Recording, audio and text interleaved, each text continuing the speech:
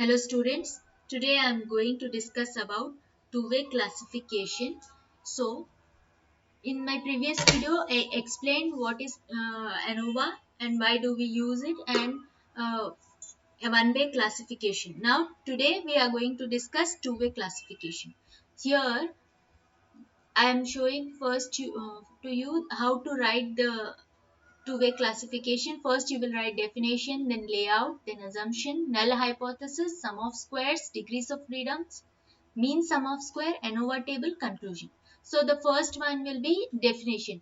So here for two-way classification, total experimental area is influenced due to two factors. If it is one-way classification, total experimental area is influenced due to one factor. Now we are doing two-way classification, no? So it is total experimental area is influenced due to two factors. Then its mathematical model will look like xij is equal to mu plus alpha I plus beta j plus epsilon ij. In one-way classification, there was only mu plus alpha I and epsilon ij. You were not having beta j.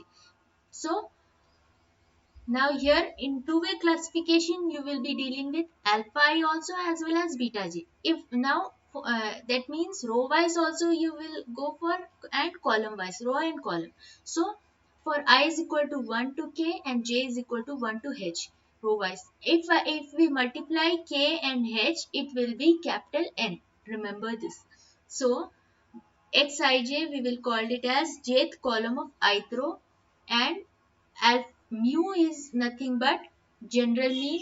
Alpha I is effect due to ith row and beta j is effect due to jth column.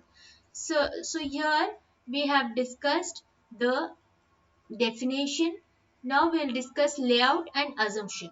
So here the assumptions are the in one way classification as well as in two way classification, the assumptions are same students. It is samples are independent, they are drawn from normal population. Errors are additive in nature. That's it. Now layout. For layout students, it is row wise as well as column wise. Row wise you will get this total and mean, and column wise also you will get total and mean. For I is equal to 1 to k and for j is equal to 1 to h. So if you are writing this x, it is second row and second column. If you are writing this x here, it is kth row and h column. And r1, r2, r3. For mean, it is x1 dot bar, x2 dot bar. So when you total it, it will be g. It will be called as g, grand total. So here x1, x dot x dot 1 bar, x dot 2 bar, if it is column wise. Okay, now null hypothesis. See here we have seen layout. Now we are going for null hypothesis, then sum of square errors, like sum of squares, degrees of freedom. So h naught is mu r1 is equal to mu r2 is equal to so on till mu rk. We will say mu to this. It is if it is row wise alpha and if it is column wise beta. Remember this. So alpha 1 is equal to alpha 2 so on till alpha k is equal to 0, which is nothing but summation I is equal to 1 to k alpha I is equal to 0. I is equal to 1 to k. And here it is h naught of column wise mu c1 is equal to mu c2 so on till mu ck. For we will say all this as mu.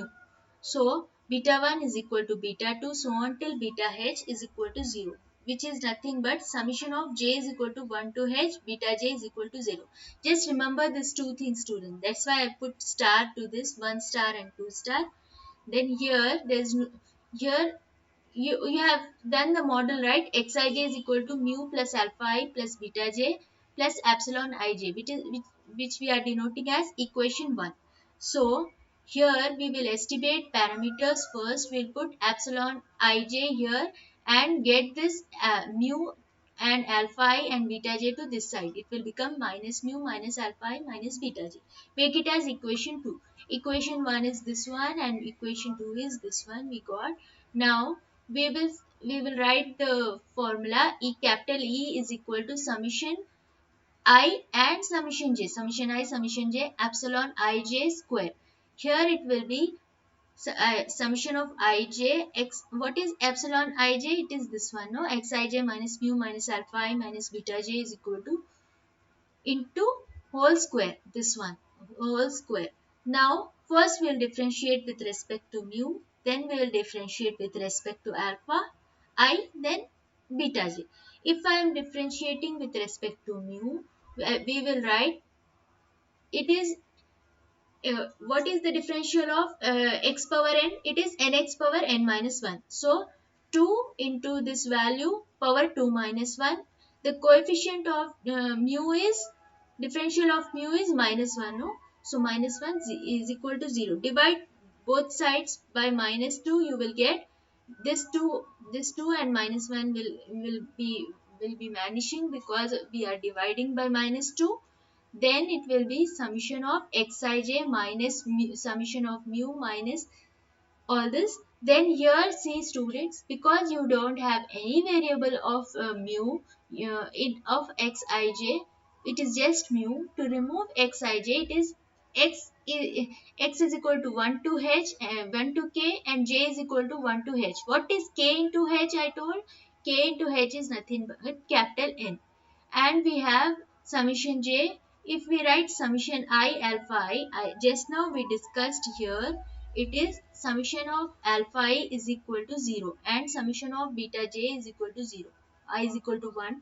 So here it is, here you will get this value as 0 and this value as 0, which is nothing but at last you will get mu is equal to, this mu is equal to xij by n here.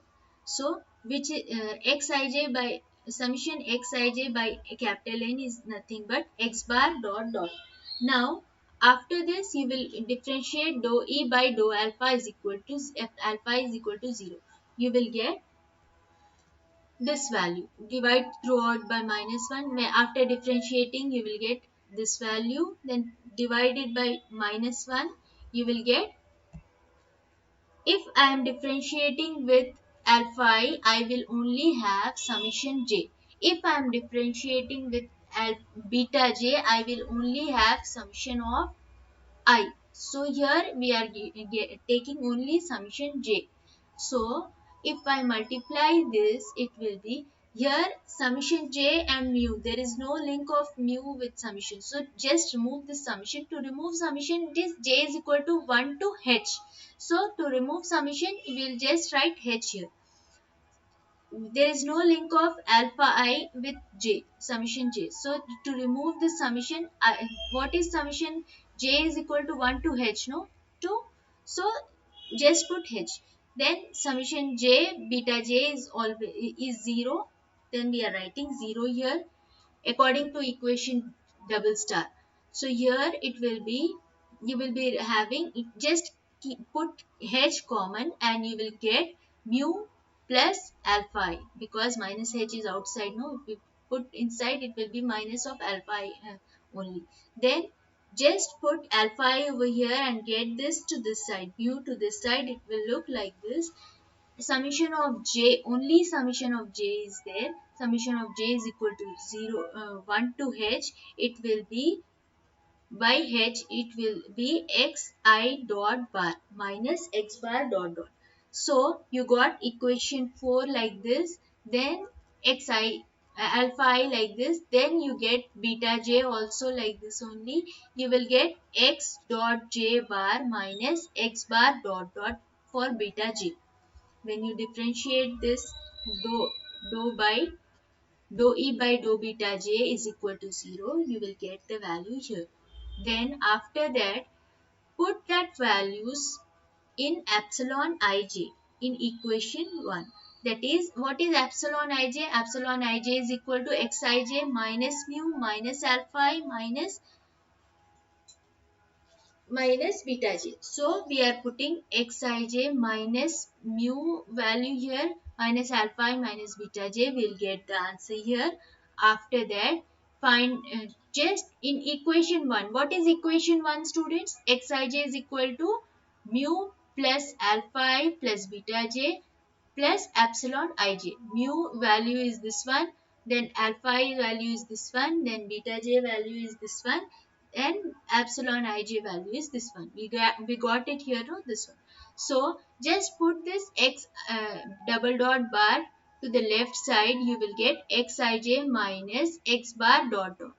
Then just put summation and square on both sides. So if you are putting here square and summation both sides, you will get this value. See, so this will be called as TSS, total sum of square. This one we will call it as sum of square row.